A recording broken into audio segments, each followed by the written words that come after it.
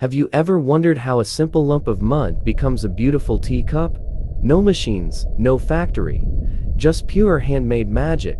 Today, I'm showing you the full, amazing process of making traditional clay teacups, right from a small village. It all starts with special clay. This isn't normal soil, it's sticky, smooth clay collected from riverbeds. First, it is cleaned to remove stones, then mixed with water and kneaded for hours with bare feet to make it perfectly soft. Now, the real art begins. Using a simple hand wheel, an artisan shapes each cup in just 5 seconds. Look at that speed and precision. And here is the most fascinating part. This is a traditional open kiln.